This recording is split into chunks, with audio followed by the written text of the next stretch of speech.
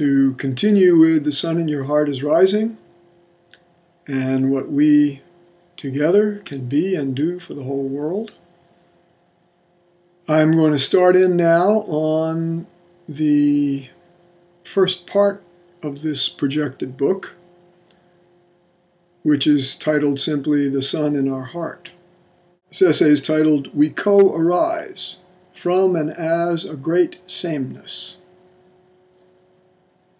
I am with you as you, in the great sameness that resides in the heart of hearts of all sentient beings. We co-arise from and as that sameness. Nothing about our very different everyday lives and our unique, distinct, in so many ways quite separate adventures in our disparate worlds ever has the power to abolish, jeopardize, or compromise that sameness. I am absolutely confident that this is so. You may perhaps not be so confident. Knowing me and being in touch with me, having me present in your life, even if only by reading and mulling over this book, whether you believe any of what I say or not, may well help you move along to such confidence, which of course gradually takes the form of confidence in your own abiding in and as that sameness, with and even as everyone and everything else. How it's possible to abide in such a condition and continue to conduct an everyday human life is an immense cluster of paradoxes, and often a huge challenge. Next essay is titled, Aloneness and Togetherness in the One and Only Heart. I also acknowledge and always honor your equally absolute aloneness in your heart of hearts, in being. Talk about a paradox. It's not that your aloneness is absolutely different from mine, yet it is fundamentally yours. So I'm utterly with you there, here, and you are utterly alone there, here, as well. The same is true of every single one of us, with every single other human being, even every other sentient being of any kind. You may not yet be confident in this whole being knowledge, to your heart's great content, and to the unshakable peace, to the degree of unshakable peace, in every cell of your body. If so, you can use my knowing certainty about this, and the activating power that radiates from that certainty, to your great advantage. I am not special in some God Almighty glorious way that you are not. I am special in that way in my own particular style, we could say. You also are special in your own particular God Almighty way, God Almighty glorious way, and so is everyone else. However, that unique specialness may yet be far from evident to you. I happen to have a role as a primary present-day convener of this knowing certainty of our authentic divinity in as many of these human bodies as possible. I'd probably add the term activator. Primary present-day activator and convener of this knowing certainty of our authentic divinity in as many of these human bodies as possible. I am serving this knowing present day, and always will. The sun in every heart is rising. It's the same and only sun. It's also the same and only, one and only heart. Our Godness is streaming out of the secret cave in our heart of hearts that ancient unnamed sages of the Indian Upanishads saw it seated in. It appears to be streaming out in all directions, with a speed and a radiance as never before in our evolutionary history. And it is doing so in, from, and as every human being. And if that sun has been rising in our hearts all along, and ever since those ancient days, then I am here now to suggest that some kind of great dawning is at last upon us. Even if it takes hundreds of more years or even much longer for most of us to really see, feel, and live on the basis of that truth. We are each absolutely together there, here, in and as that sun in the heart, with everyone else in the singular sameness. And we are each absolutely alone there, here, in and as that sun in the heart, in an infinite lake of solitude as well. We shall surely marvel at and celebrate these mysteries forever.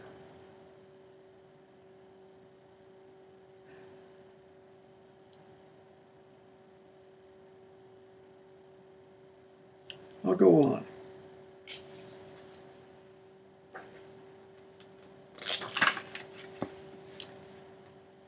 The third essay is The Time Has Come for Post-Hypermasculine Teaching and Leadership.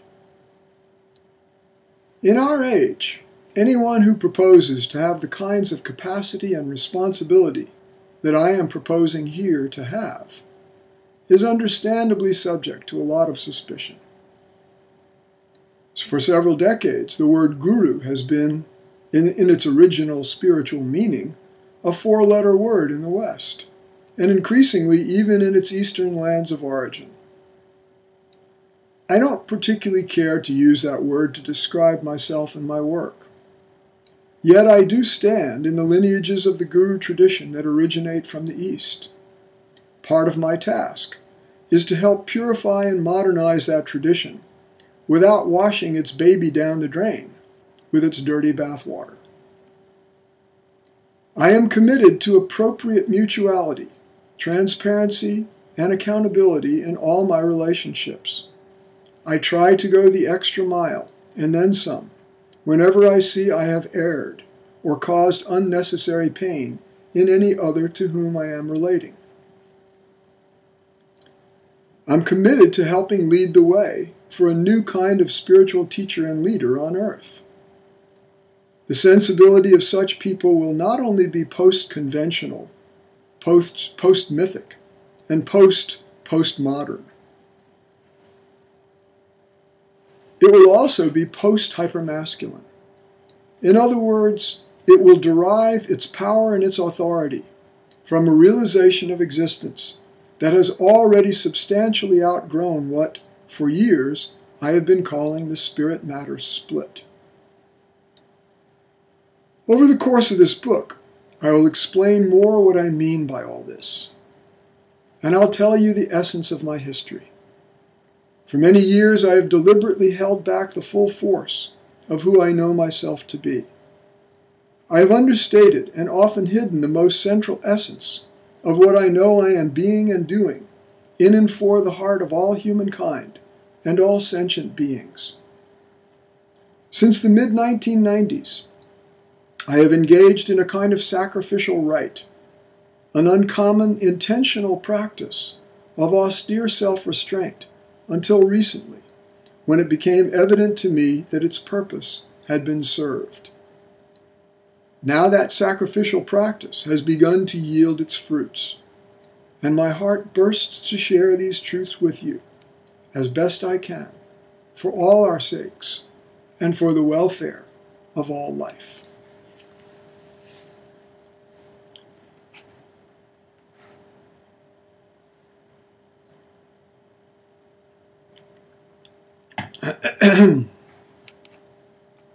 Four, that most intimate mystery of you is the heart.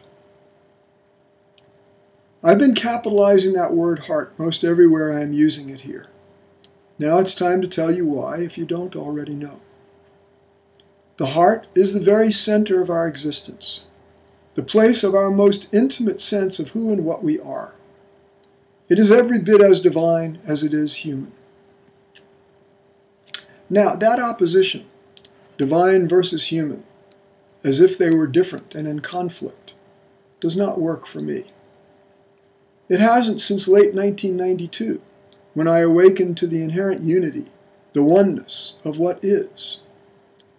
Not long after that unshakable, knowing certainty of the great mystery of being announced itself, I began referring to that oneness as onlyness.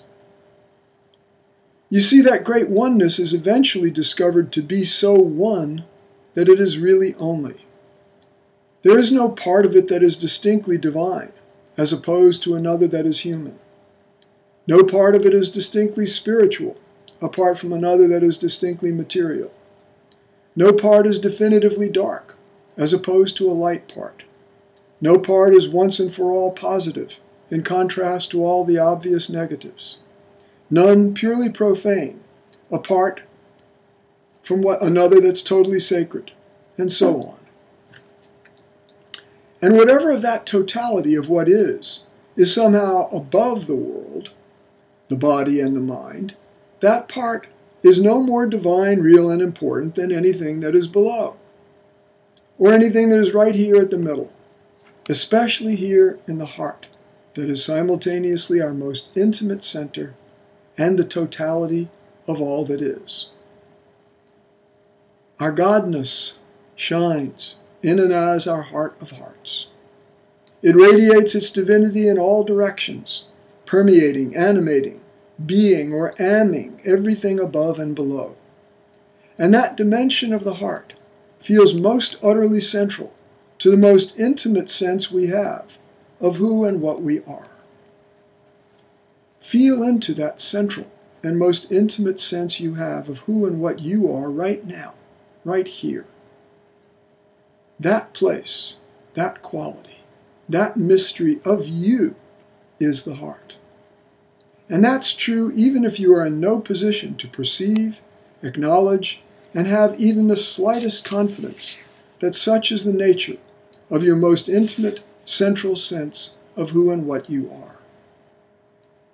I so long for you to feel the utter mystery and the embodied ecstasy, peace, joy, delight, love, trust, and sublimity that shine forth when you start to really know this, when my kind of confidence in it becomes your own. We'll be working on that throughout our remaining explorations in this book about how this very knowing, especially in communion with others, myself included, will trend over time, powered by your own fervent desire and participation, as well as your increasingly ardent service to humanity and life in your unique ways. It'll trend to evoke the transfiguration of your body, the divinization of your psyche, and the coronation of your soul. All of which may sound quite grand and extra special, and in some ways it is. Yet at the same time, it humbles you beyond belief. Being illumined, divine, and royal in the manner made possible by the sun rising in your heart of hearts does not stop or leave you at specialness and uniqueness. It takes you all the way into illumined service to all and everyone, to life. It reduces you to being something like a divine slave to the well-being of one and all. It essentializes you into always fundamentally recognizing and giving yourself over in extreme generosity to the innate, if yet only latent in their own self-awareness, royalty of every person and even everything in all of nature.